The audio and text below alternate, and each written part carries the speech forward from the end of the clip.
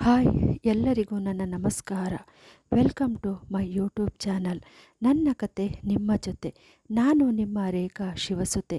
ದಯವಿಟ್ಟು ನನ್ನ ಚಾನಲ್ನ ಸಬ್ಸ್ಕ್ರೈಬ್ ಮಾಡಿ, ಹಾಗೆ ಲೈಕು ಕಮೆಂಟು ಶೇರ್ ಮಾಡಿ. ಬನ್ನಿ ವೈದೇಹಿ ಮುಂದಿನ ಕತೆಯನ್ನು ಕೇಳೋಣ. ವೈದೇಹಿ ಭಾಗ 13. ನಾಮಕರಣ ಮುಗಿಸಿ ಮನೆಗೆ ಬಂದ ಶಾಂತಿ ಮತ್ತು ಮಗುವನ್ನು ಶಾಂತಿ ಹೊರಗಿತ್ತಿಯರು ಆರತಿ ಮಾಡಿ ಮನೆ ಒಳಗಡೆ ಕರೆದುಕೊಳ್ಳುತ್ತಾರೆ. ಬಾಣಂತನ ಇನ್ನೂ ಮುಗಿಯದ ಕಾರಣ ಮಗು ಮತ್ತು ಬಾಣಂತಿಗೆ ಅಂತ ಪ್ರತ್ಯೇಕ ಕೋಣೆ ರೆಡಿ ಮಾಡಿಸಿರುತ್ತಾನೆ ಶೇಖರ. ಇಷ್ಟೆಲ್ಲ ಮಾಡಿದರೂ ಕೂಡ ಅದರಲ್ಲಿ ಪ್ರೀತಿ ಎನ್ನುವುದು ಸ್ವಲ್ಪ ಕೂಡ ಇರಲಿಲ್ಲ. ಅಲ್ಲಿ ಇದ್ದಿದ್ದು ಬರೀ ತನ್ನ ದೊಡ್ಡಸ್ತಿಗೆ ತೋರಿಸಿಕೊಳ್ಳೋದೇ ಆಗಿತ್ತು. ಆದರೆ ನೋಡಿದ ಜನರು ಶಾಂತಿ ತುಂಬ ಅದೃಷ್ಟಶಾಲಿ ಎನ್ನುವುದೇ ಆಗಿತ್ತು. ರಾತ್ರಿ ಆಗುತ್ತಿದ್ದ ಹಾಗೆ ಮಗುವಿಗೆ ಜೋರು ಜ್ವರ ಶುರುವಾಗಿತ್ತು. ಜ್ವರದ ತಾಪಕ್ಕೆ ಮಗು ಸರಿಯಾಗಿ ಹಾಲು ಕುಡಿಯದೆ ರಚ್ಚೆ ಹಿಡಿದಿತ್ತು. ಇಷ್ಟು ದಿನ ತನ್ನ ಮಗನ ನಗು ಆಟ ಮಾತ್ರ ನೋಡಿದ್ದ ಶೇಖರನಿಗೆ ತನ್ನ ಇನ್ನೊಂದು ವರಸೆ ತೋರಿಸಿತ್ತು. ಚೆನ್ನಾಗಿ ಕುಡಿದು ಬಂದಿದ್ದ ಶೇಖರ ತನ್ನ ನಿದ್ದೆಗೆ ಭಂಗ ಆಗಿದ್ದು ಕಂಡು ಎದ್ದು ಬರುತ್ತಾನೆ. ಮಗುವಿನ ಅಳು ಇಡೀ ಮನೆಗೆ ಕೇಳಿ ಮಲಗಿದ್ದ ಎಲ್ಲರೂ ಎದ್ದು ಮಗು ಇರುವ ರೂಮಿಗೆ ಬರುತ್ತಾರೆ. ತನ್ನ ನಿದ್ದೆ ಹಾಳಾದ ಕೋಪದಲ್ಲಿ ಶೇಖರ, ನೆಟ್ಟಗೆ ಇರೋ ಒಬ್ಬ ಮಗನನ್ನು ನೋಡಿಕೊಳ್ಳಲು ಆಗೋದಿಲ್ಲ ನಿನಗೆ? ಮಗುವನ್ನು ನೋಡಿಕೊಳ್ಳೋದು ಬಿಟ್ಟು ಏನು ಕಡ್ಡೆದು ಕಟ್ಟೆ ಹಾಕ್ತೀಯಾ ಅಂತ ಬೈಯುತ್ತಾನೆ. ಆಗ ಶಾಂತಿ, ರೀ ಅದು ಆಗಲ್ಲ, ಮಗುಗೆ ತುಂಬ ಜ್ವರ ಬಂದಿದೆ, ಅದಕ್ಕೆ ತುಂಬ ಅಳ್ತಾ ಇದೆ, ಮೊದಲು ಆಸ್ಪತ್ರೆಗೆ ಹೋಗೋಣ ಎನ್ನುತ್ತಾಳೆ. ಆಗ ಅವಳ ಮಾವ, ಮಕ್ಕಳು ಅಂದ ಮೇಲೆ ಇದೆಲ್ಲ ಮಾಮೂಲಿ, ಬೆಳಿಗ್ಗೆ ತನಕ ನೋಡು, ಜ್ವರ ಕಡಿಮೆ ಆಗಲಿಲ್ಲ ಅಂತ ಅಂದರೆ ಬೇಕಾದರೆ ಬೆಳಗ್ಗೆ ಕರ್ಕೊಂಡು ಹೋಗೋಣ ಅಂತ ಹೇಳಿ ಮಲಗಲು ಹೋಗುತ್ತಾನೆ. ಅಷ್ಟರಲ್ಲಿ ಶಾಂತಿ ಅತ್ತೆ ಬಂದು, ಮಗುವಿಗೆ ದೃಷ್ಟಿ ಆಗಿದೆ ಅನಿಸುತ್ತೆ, ಮೊದಲು ದೃಷ್ಟಿ ತೆಗೆಯೋಣ ಅಂತ ಹೇಳಿ ದೃಷ್ಟಿ ಕೂಡ ತೆಗೆಯುತ್ತಾರೆ. ಆದರೂ ಕೂಡ ಮಗು ಅಳು ನಿಲ್ಲಿಸಲಿಲ್ಲ.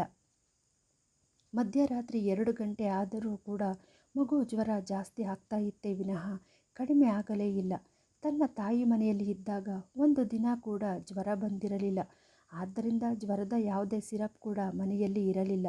ಸಣ್ಣ ಮಗು ಬೇರೆ, ತಣ್ಣೀರಿನ ಬಟ್ಟೆ ಹಾಕಲು ಸಹ ಭಯ, ಏನಾದರೂ ಥಂಡಿ ಗಿಂಡಿ ಆದರೆ ಅಂತ. ಕೊನೆಗೆ ಶೇಖರನ ಅಣ್ಣ ಬಂದು, ಹೀಗೆ ಆದರೆ ಕಷ್ಟ, ಮೊದಲು ಮಗುನ ಆಸ್ಪತ್ರೆಗೆ ಕರೆದುಕೊಂಡು ಹೋಗೋಣ ನಡೀರಿ ಬೇಗ ಅಂತ ಹೇಳಿ ಶಾಂತಿ ಜೊತೆ ಅವಳ ಅತ್ತೆ ಕೂಡ ಆಸ್ಪತ್ರೆಗೆ ಹೊರಡುತ್ತಾರೆ.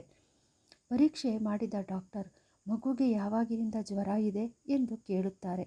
ಅದಕ್ಕೆ ಶಾಂತಿ, ರಾತ್ರಿ 10 ಗಂಟೆಗೆ ಸ್ವಲ್ಪ ಲೈಟಾಗಿ ಮೈ ಬಿಸಿ ಆಯಿತು ಡಾಕ್ಟರ್ ಎನ್ನುತ್ತಾಳೆ. ಸಿರಪ್ ಏನಾದರೂ ಹಾಕಿದ್ರಾ ಎನ್ನಲು, ಇಲ್ಲ ಡಾಕ್ಟರ್, ಮಗು ಹುಟ್ಟಿದ ಮೇಲೆ ಇದೇ ಮೊದಲ ಬಾರಿಗೆ ಜ್ವರ ಬಂದಿರೋದು ಎಂದಳು. ಅಲ್ಲ ರೀ, ಸಿರಪ್ ಹಾಕಿಲ್ಲ ಅಂತೀರ, 10 ಗಂಟೆಗೆ ಜ್ವರ ಬಂದಿದೆ ಅಂತ ಬೇರೆ ಹೇಳ್ತಾ ಇದ್ದೀರಾ. ಈಗ ಟೈಮ್ ಎಷ್ಟು ಗೊತ್ತಾ ನಿಮಗೆ? ಆಗಲೇ 3 ಗಂಟೆ ಆಗ್ತಾ ಬರ್ತಾ ಇದೆ. ಇವಾಗಲ ಮಗುನ ಕರ್ಕೊಂಡು ಬರೋದು? ಹೋಗಲಿ, ಹಾಲು ಏನಾದರೂ ಕುಡಿಸಿದ್ರಾ ಕೇಳಿದರು. ಇಲ್ಲ ಡಾಕ್ಟರ್, ನಾನು ಎಷ್ಟೇ ಪ್ರಯತ್ನಿಸಿದರೂ ಮಗು ಹಾಲು ಕುಡಿಯಲೇ ಇಲ್ಲ ಎಂದಳು ಶಾಂತಿ. ಸರಿ, ಮಗುಗೆ ಜ್ವರ ತುಂಬ ಜಾಸ್ತಿ ಇದೆ, ಮೆಡಿಸಿನ್ ಕೊಟ್ಟಿದ್ದೀವಿ, ಬೆಳಿಗ್ಗೆ ತನಕ ಏನು ಹೇಳೋದಕ್ಕೆ ಆಗಲ್ಲ. ನೀವೇನು ಮಗುನ ತಾಯಿನ? ಮಗುಗೆ 5 ತಿಂಗಳು ಅಂತ ಹೇಳ್ತಾ ಇದ್ದೀರಾ. ನೀವು ಮಗು ಹತ್ರ ಇರಿ, ಆವಾಗವಾಗ ಸಿಸ್ಟರ್ ಬಂದು ನೋಡಿ ಹೋಗ್ತಾರೆ.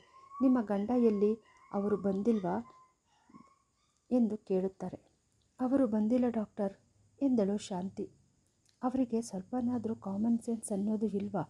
ಬೆಳಿಗ್ಗೆ ಅಷ್ಟರಲ್ಲಿ ಅವರನ್ನ ಕರೆಸಿ ಎಂದರು. ಶಾಂತಿಯ ಬಾಡಿದ ಮುಖ ನೋಡಿದ ಡಾಕ್ಟರ್ ಸ್ವಲ್ಪ ಕೂಲ್ ಆಗಿ, ಮಗುಗೆ ಏನೂ ಆಗೋದಿಲ್ಲ, ಚಿಂತೆ ಮಾಡಬೇಡಿ. ಮಗುನ ಎಲ್ಲಾದರೂ ಹೊರಗೆ ಕರೆದುಕೊಂಡು ಹೋಗಿದ್ರಾ ಕೇಳಿದರು. ಇಲ್ಲ ಡಾಕ್ಟರ್, ಇವತ್ತು ಮಗುವಿಗೆ ನಾಮಕರಣ ಶಾಸ್ತ್ರ ಇತ್ತು ಎಂದಳು. ಅಂದರೆ ಜಾಸ್ತಿ ಜನ ಸೇರಿದ್ರಾ ಕೇಳಿದರು.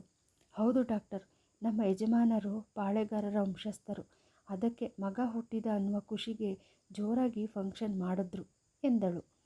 ಓ, ಬೆಳಿಗ್ಗೆ ಆ ದೊಡ್ಡ ಚಿತ್ರದಲ್ಲಿ ಆದ ನಾಮಕರಣ ಫಂಕ್ಷನ್ ಈ ಮಗುದಾ ಎಂದರು. ಹೌದು ಡಾಕ್ಟರ್, ನೋಡಿ, ನಿಮ್ಮ ದೊಡ್ಡಸ್ತಿಗೆ ತೋರಿಸಿಕೊಳ್ಳಲು ಜೋರಾಗಿ ಫಂಕ್ಷನ್ ಮಾಡಿದ್ರೆ ಹೀಗೆ ಆಗೋದು. ನಿಮ್ಮ ಫಂಕ್ಷನ್ ಆದರೆ ಹೇಗಾದರೂ ಜೋರಾಗಿ ಮಾಡಿ, ಆದರೆ ಮಕ್ಕಳ ಫಂಕ್ಷನ್ ಯಾವುದೇ ಇರಲಿ ನಿಮ್ಮ ಮನೆ ಮಟ್ಟಿಗೆ ಮಾತ್ರ ಮಾಡಿ, ಇಲ್ಲ ಅಂದರೆ ಹೀಗೆ ಆಗೋದು. ಈಗ ಹೋಗಿ ನೀವು ಕೂಡ ರೆಸ್ಟ್ ಮಾಡಿ, ನಿಮ್ಮ ಆರೋಗ್ಯ ಕೂಡ ತುಂಬ ಮುಖ್ಯ ಮಗುವಿನ ದೃಷ್ಟಿಯಿಂದ ಎಂದು ಹೇಳಿ ಡಾಕ್ಟರ್ ಅಲ್ಲಿಂದ ಹೊರಡುತ್ತಾರೆ. ಶಾಂತಿ ಮಗುವಿನ ಹತ್ತಿರ ಬಂದು ಇರುತ್ತಾಳೆ. ಇನ್ನೂ 1 ಗಂಟೆ ಕಳೆದರೆ ಬೆಳಕು ಹರಿಯುವುದರಲ್ಲಿ ಇತ್ತು. ಬೆಳಿಗ್ಗೆ ಹೊತ್ತು ಮಾತ್ರ ನನ್ನ ಮಗ ನನ್ನ ಮಗ ಅಂತ ಮೆರೆಯೋ ಶೇಖರನಿಗೆ ರಾತ್ರಿ ಸಮಯದಲ್ಲಿ ತನ್ನ ನಿದ್ದೆಯೇ ಹೆಚ್ಚು. ಬೆಳಿಗ್ಗೆ ಕಣ್ಣು ಬಿಟ್ಟ ಶೇಖರ ಮನೆಯಲ್ಲಿ ಮಗುವಿನ ಅಳು ಶಬ್ದ ಕೇಳದೆ ಜ್ವರ ಬಿಟ್ಟು ಎಲ್ಲೋ ಮಲಗಿರಬೇಕು ಅಂತ ಅಂದುಕೊಂಡು ಎದ್ದು ಹೊರಗೆ ಬರುತ್ತಾನೆ. ಮಗು ಇರುವ ರೂಮಿಗೆ ಹೋಗಿ ನೋಡಲು ಹೆಂಡತಿ ಮಗು ಇಬ್ಬರು ಕಾಣದೇ ಇದ್ದಾಗ ತನ್ನ ತಾಯಿಯನ್ನು ಕರೆಯುತ್ತಾನೆ. ತನ್ನ ತಾಯಿ ಮಾತು ಕೂಡ ಕೇಳದೇ ಇದ್ದಾಗ ತಕ್ಷಣ ತನ್ನ ತಂದೆ ರೂಮಿಗೆ ಹೋಗಿ ನೋಡಲು ಅವನ ಅಪ್ಪ ಇನ್ನೂ ನಿದ್ದೆಯಿಂದ ಎದ್ದಿರುವುದೇ ಇಲ್ಲ. ತಕ್ಷಣ ಹೊರಗೆ ಬಂದು ಮನೆ ಕೆಲಸದ ಆಳನ್ನು ಕೇಳಲು ಪ್ರತಿಯೊಬ್ಬರೂ ಕೂಡ ನಮಗೆ ಗೊತ್ತಿಲ್ಲ ಅನ್ನುವ ಉತ್ತರ ಕೊಡುತ್ತಾರೆ. ಅಷ್ಟರಲ್ಲಿ ಅಲ್ಲಿಗೆ ಬಂದ ಅವನ ಅತ್ತಿಗೆ ಮಗುನ ಆಸ್ಪತ್ರೆಗೆ ಕರ್ಕೊಂಡು ಹೋದ ಬಗ್ಗೆ ತಿಳಿಸುತ್ತಾಳೆ. ಅಲ್ಲದೆ ಮಗುವಿಗೆ ಜ್ವರ ವಿಪರೀತ ಜಾಸ್ತಿಯಾಗಿ ಅಡ್ಮಿಟ್ ಆಗಿರುವ ಬಗ್ಗೆ ಕೂಡ ತಿಳಿಸುತ್ತಾಳೆ. ತನ್ನ ಮನೆಗೆ ಬಂದ ದಿನವೇ ಮಗು ಆಸ್ಪತ್ರೆಗೆ ಅಡ್ಮಿಟ್ ಆದ ಬಗ್ಗೆ ತಿಳಿದ ಶೇಖರನಿಗೆ ರಾತ್ರಿ ಕುಡಿದ ಅಮಲೆಲ್ಲ ಜರ್ರನೆ ಇಳಿದು ಹೋಗಿತ್ತು. ತಕ್ಷಣ ಮುಖ ಕೂಡ ತೊಳೆಯದೆ ತನ್ನ ಅಣ್ಣನಿಗೆ ಫೋನ್ ಮಾಡಿ ಯಾವ ಆಸ್ಪತ್ರೆ ಅಂತ ತಿಳಿದುಕೊಂಡು ಅಲ್ಲಿಂದ ಹೋಗುತ್ತಾನೆ. ಬೆಳಗ್ಗೆ ಅಷ್ಟರಲ್ಲಿ ಮಗು ಜ್ವರ ಕಡಿಮೆಯಾಗಿ ತನ್ನ ತಾಯಿ ಹತ್ತಿರ ಹಾಲು ಕುಡಿದು ಮಲಗಿತ್ತು. ಆಸ್ಪತ್ರೆಗೆ ಬಂದ ಶೇಖರ ತನ್ನ ಅಣ್ಣ ಹೇಳಿದ ವಾರ್ಡ್ ಹತ್ತಿರ ಬರುತ್ತಾನೆ. ಮಗು ಮಲಗಿರೋದನ್ನು ನೋಡಿ ಅದರ ಹಣೆ ಮೇಲೆ ಕೈ ಇಟ್ಟು ನೋಡಲು ಬಿಸಿ ಕಡಿಮೆ ಆಗಿರೋದು ತಿಳಿದು ನಿಟ್ಟುಸಿರು ಬಿಡುತ್ತಾನೆ. ತನ್ನ ಹೆಂಡತಿ ತಕ್ಷಣ ಮಗುನ ಆಸ್ಪತ್ರೆಗೆ ಕರೆದುಕೊಂಡು ಹೋಗೋಣ ಅಂತ ಹೇಳಿರೋದನ್ನು ಕುಡಿದ ನಶೆಯಲ್ಲಿ ಮರೆತಿದ್ದ ಶೇಖರ ತನ್ನ ಹೆಂಡತಿಗೆ ಬಾಯಿಗೆ ಬಂದಂತೆ ಬೈಯಲು ಶುರು ಮಾಡ್ತಾನೆ. ನರ್ಸ್ ಬಂದು ಎಷ್ಟೇ ಹೇಳಿದರೂ ಕೇಳದೆ ತನ್ನ ಹೆಂಡತಿಗೆ ಕೆಟ್ಟ ಕೆಟ್ಟ ಶಬ್ದಗಳಿಂದ ಬೈಯೋದಕ್ಕೆ ಶುರು ಮಾಡ್ತಾನೆ. ಅವನ ಬುದ್ಧಿ ತಿಳಿದ ಕಾರಣ ಅವನ ತಾಯಿ ಮತ್ತು ಅಣ್ಣ ಏನು ಮಾತನಾಡದೆ ಸುಮ್ಮನೆ ಇರುತ್ತಾರೆ. ಅವನ ಆರ್ಭಟ ಕೇಳಿ ಡಾಕ್ಟರ್ ವಾರ್ಡ್ ಒಳಗೆ ಬರುತ್ತಾರೆ. ಯಾರ್ರೀ ನೀವು, ಯಾಕೆ ಎಷ್ಟು ಗಲಾಟೆ ಮಾಡ್ತಾ ಇದ್ದೀರಾ ಎಂದರು. ನನ್ನೇ ಯಾರು ಅಂತ ಕೇಳ್ತಾ ಇದ್ದೀರಾ ಡಾಕ್ಟ್ರೇ, ನಾನು ಯಾರು ಅಂತ ನಿಮಗೆ ಗೊತ್ತಾಗಲಿಲ್ವಾ ಎನ್ನುತ್ತಾನೆ ಶೇಖರ. ನಿಮ್ಮನ್ನ ನೋಡಿದ ತಕ್ಷಣ ಗೊತ್ತು ಮಾಡಿಕೊಳ್ಳೋದಕ್ಕೆ ನೀವೇನು ಈ ರಾಜ್ಯದ CM ಅಥವಾ ನಮ್ಮ ದೇಶದ PM ಎಂದರು. ನಾನು ಈ ಊರಿನ ಪಾಳೆಗಾರ ಎಂದನು ಶೇಖರ. ನಿಮ್ಮ ಪಾಳೆಗಾರಿಕೆ ಎಲ್ಲ ನಿಮ್ಮ ತಾತ ಮುತ್ತಾತನ ಕಾಲಕ್ಕೆ ಮುಗಿದು ಹೋಯಿತು. ಈಗ ಬಾಯಿ ಮುಚ್ಚಿಕೊಂಡು ನೀವು ಯಾರು, ಯಾಕೆ ಬಂದಿದ್ದೀರಾ ಅಂತ ಹೇಳಿ. ಇಲ್ಲ ಅಂತ ಅಂದರೆ ಸೆಕ್ಯೂರಿಟಿನ ಕರೆದು ಹೊರಗೆ ತಳ್ಳಿಸಬೇಕಾಗುತ್ತೆ ಅಷ್ಟೇ, ಖಾರವಾಗಿ ಹೇಳಿದರು ಡಾಕ್ಟರ್. ಅಷ್ಟರಲ್ಲಿ ಶೇಖರನ ಅಣ್ಣ ಬಂದು, ಡಾಕ್ಟರ್, ಇವನು ನನ್ನ ತಮ್ಮ, ಮಗು ಅಡ್ಮಿಟ್ ಆಗಿದೆಯಲ್ಲ ಅದರ ತಂದೆ ಎಂದನು. ಓ, ಆ ದೊಡ್ಡ ಮನುಷ್ಯ ನೀನೇ ಏನು, ಈಗ ಬಂದಿದ್ದೀಯಾ? ಅಲ್ಲ ಕಣಯ್ಯ ದೊಡ್ಡ ಮನುಷ್ಯ, ಮಕ್ಕಳನ್ನು ಹುಡಿಸಿಬಿಟ್ರೆ ಸಾಕಾ?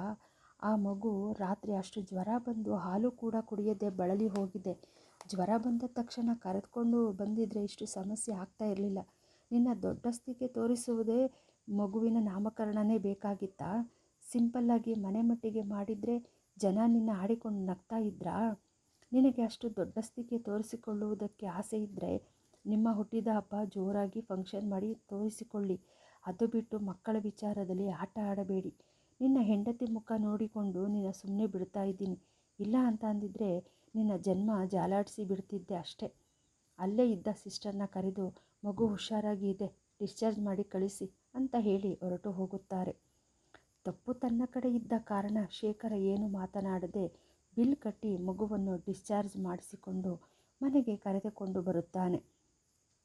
ಮನೆಗೆ ಬಂದ ತಕ್ಷಣ ಶೇಖರ, ಇಷ್ಟು ದಿನದಿಂದ ಕಾಯ್ತಾ ಇದ್ದಮ್ಮಿ, ನನಗೆ ಈ ಥರ ಅವಮಾನ ಮಾಡೋದಕ್ಕೆ, ನೀನು ಏನು ನನಗೆ ಅನ್ನೋದಕ್ಕೆ ಆಗಲ್ತು ಅಂತ ಆ ಡಾಕ್ಟ್ರಮ್ಮನ ಕೈಯಿಂದ ನನಗೆ ಬಾಯಿಗೆ ಬಂದಂತೆ ಬಯಸ್ತೀಯಾ ಅಂತ ಶಾಂತಿಗೆ ಹೊಡೆಯಲು ಹೋಗುತ್ತಾನೆ. ಅಷ್ಟರಲ್ಲಿ ಅವನನ್ನು ತಡೆದ ಎರಡನೇ ಅಣ್ಣ, ನಿನಗೆ ಏನಾದರೂ ಬುದ್ಧಿಗಿದ್ದಿ ಆಯ್ತೋ ಇಲ್ವೋ, ಹೋಗಿ ಹೋಗಿ ಬಾಣಂತಿಗೆ ಹಾಗೆ ಹೊಡಿತಾ ಇದೆಯಲ್ಲ, ಏನಾದರೂ ಹೆಚ್ಚು ಕಡಿಮೆ ಆದರೆ ಯಾರು ಗತಿ ಅಂತ ಹೇಳಿ ಅವನನ್ನು ತಡೆದನು. ಸತ್ರೆ ಸಾಯ್ತಾಳೆ ಬುಡಣ್ಣ, ನನಗೆ ಆ ಡಾಕ್ಟ್ರಮ್ಮನ ಕೈಯಿಂದ ಬಾಯಿಗೆ ಬಂದಂತೆ ಬಯಸವಳೆ. ಇದುವರೆಗೂ ಯಾರೂ ಕೂಡ ನನಗೆ ಒಂದು ಮಾತು ಕೂಡ ಹೇಳಿಲ್ಲ ಎನ್ನುತ್ತಾನೆ ಕೋಪದಲ್ಲಿ. ತಪ್ಪು ನಿಂದೆ ಕಂಡ ಶೇಖರ. ಪಾಪ ಶಾಂತಿ ಬಂದು ರಾತ್ರಿಲೇ ಹೇಳಿದ್ಲು ತಾನೇ, ಮಗುಗೆ ಹುಷಾರಿಲ್ಲ, ಆಸ್ಪತ್ರೆಗೆ ಕರ್ಕೊಂಡು ಹೋಗಿ ಅಂತ. ಆದರೆ ನೀನು ಚೆನ್ನಾಗಿ ಕುಡಿದುಬಿಟ್ಟು ಬಂದು ಮೈ ಮೇಲೆ ಜ್ಞಾನ ಇಲ್ಲದವನ ಹಾಗೆ ಬಿದ್ದಿದ್ದೆ. ಆಗ ನಾನೇ ಮಗು ಅಳು ನೋಡೋದಕ್ಕೆ ಆಗದೆ ಅಷ್ಟು ರಾತ್ರಿಯಲ್ಲಿ ಕರ್ಕೊಂಡು ಹೋಗಿದ್ದು. ನೀನು ಬೆಳಗ್ಗೆ ಕರ್ಕೊಂಡು ಹೋಗ್ತೀಯಾ ಅಂತ ನಂಬಿಕೊಂಡಿದ್ರೆ ಇಷ್ಟೊತ್ತಿಗೆ ಮಗು ಕತೆ ಏನು ಆಗ್ತಾ ಇತ್ತೋ ಏನೋ ಎಂದನು.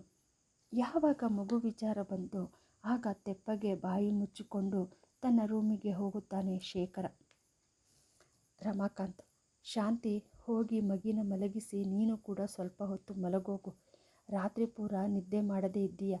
ಲೇ ಜ್ಯೋತಿ, ಒಸಿ ಅದು ಏನು ಅಂತ ನೋಡು ಅಂತ ತನ್ನ ಹೆಂಡತಿಗೆ ಜವಾಬ್ದಾರಿ ವಹಿಸಿ ತನ್ನ ಕೆಲಸಕ್ಕೆ ಹೊರಡುತ್ತಾನೆ. ಮಾರೇಗೌಡನ ಮಕ್ಕಳಲ್ಲಿ ಸ್ವಲ್ಪ ಕರುಣೆ ಕನಿಕರ ಇರೋದು ಅಂತ ಅಂದರೆ ಈ ರಮಾಕಾಂತನಲ್ಲಿ ಮಾತ್ರ. ಹೊರಗಿತ್ತಿಯರು ಆಸ್ಪತ್ರೆಯಲ್ಲಿ ನಡೆದ ಘಟನೆಯನ್ನು ಮಾತನಾಡುತ್ತಾ ಇರುತ್ತಾರೆ. ಆಗ ಸರಳ ಬಂದು, ನಿನ್ನ ಗಂಡನಿಗೆ ಆ ಡಾಕ್ಟ್ರು ಸರಿಯಾಗಿ ಉಗಿದವರೆ ಕಣೆ ಬಿಡು. ಅದೇ ಥರ ನನ್ನ ಗಂಡನಿಗೂ ಯಾರಾದರೂ ಉಗಿದು ಬುದ್ಧಿ ಹೇಳಿದರೆ ಆಯ್ತದೆ. ಆದರೂ ಜ್ಯೋತಿ, ನಮ್ಮಿಬ್ಬರಿಗೆ ಹೋಲಿಸಿಕೊಂಡ್ರೆ ನೀನೇ ಸ್ವಲ್ಪ ಪುಣ್ಯವಂತೆ ಕಣ ಬಿಡು. ನಿನ್ನ ಗಂಡ ನಮ್ಮ ಗಂಡಂದಿರ ಥರ ಕಿರಾತಕ ಬುದ್ಧಿ ಇಲ್ಲ. ಅದಕ್ಕೆ ನೋಡು, ಮದುವೆಯಾಗಿ 4 ವರ್ಷ ಆದರೂ ಕೂಡ ಮಕ್ಕಳು ಆಗಲಿಲ್ಲ ಅಂತ ಒಂದು ದಿನ ಕೂಡ ನಿನಗೆ ಹಿಂಸೆ ಮಾಡಲಿಲ್ಲ. ಅದೇ ನಮ್ಮ ಗಂಡಂದಿರು ಏನಾದರೂ ಆಗಿದ್ರೆ ಇಷ್ಟೊತ್ತಿಗೆ ನಮ್ಮನ್ನ ತವರು ಮನೆಗೆ ಓಡಿಸಿಬಿಟ್ಟಿರೋರು ಅಷ್ಟೇ. ಸರಿ, ಈಗ ಮಲ್ಕೋ ಶಾಂತಿ, ನಮಗೆ ಸ್ವಲ್ಪ ಕೆಲಸ ಇದೆ ಅಂತ ಹೇಳಿ ಸರಳ ಮತ್ತು ಜ್ಯೋತಿ ರೂಮಿನಿಂದ ಹೊರಗೆ ಹೋಗುತ್ತಾರೆ. 2 ದಿನ ಕಳೆದ ನಂತರ ಮಗು ಸಂಪೂರ್ಣವಾಗಿ ಗುಣಮುಖ ಆಗಿತ್ತು. ಡಾಕ್ಟರ್ ಕೌಸಲ್ಯ ಮತ್ತು ದೇವ್ ಇಬ್ಬರು ಮಗುವಿನ ನಾಮಕರಣ ಶಾಸ್ತ್ರಕ್ಕೆ ಕರೆಯೋದಕ್ಕೆ ಪಾಳೆಗಾರರ ಮನೆಗೆ ಬರುತ್ತಾರೆ. ತಮ್ಮ ಮನೆಯಲ್ಲಿ ಡಾಕ್ಟರ್ ಕೌಸಲ್ಯನ ನೋಡಿದ ಶಾಂತಿಗೆ ಖುಷಿಯಿಂದ ಬರುತ್ತಾಳೆ. ಡಾಕ್ಟರ್, ನೀವು ಅದು ನಮ್ಮ ಮನೆಯಲ್ಲಿ ಎನ್ನಲು, ಯಾಕೆ ಶಾಂತಿ, ಬರಬಾರ್ದಿತ್ತಾ ಎಂದರು ಡಾಕ್ಟರ್ ಕೌಸಲ್ಯ. ಅಯ್ಯೋ ಹಾಗಲ್ಲ ಡಾಕ್ಟರ್, ಅದು ಸಡನ್ನಾಗಿ ಬಂದ್ರಲ್ಲ ಅದಕ್ಕೆ ಕೇಳಿದೆ ಅಷ್ಟೇ. 1 ನಿಮಿಷ ಕಾಫಿ ಮಾಡಿಕೊಂಡು ತರ್ತೀನಿ ಎಂದಳು. ಕಾಫಿ ಎಲ್ಲ ಏನು ಬೇಡ, ಎಲ್ಲಿ ನಿನ್ನ ಮಗ ಎಂದರು. ಮಗು ಮಲಗಿದೆ ಡಾಕ್ಟರ್, ಎತ್ಕೊಂಡು ಬರಲಾ ಕೇಳಿದಳು. ಬೇಡ ಬಿಡು, ಮಲಗಿರುವ ಮಕ್ಕಳನ್ನು ಡಿಸ್ಟರ್ಬ್ ಮಾಡಬಾರ್ದು.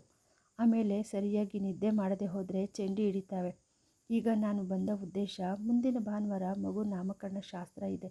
ಜಾಸ್ತಿ ಯಾರನ್ನು ಕರೆದಿಲ್ಲ, ತುಂಬ ಮುಖ್ಯ ಆದವರನ್ನು ಮಾತ್ರ ಕರಿತಾ ಇದ್ದೀವಿ.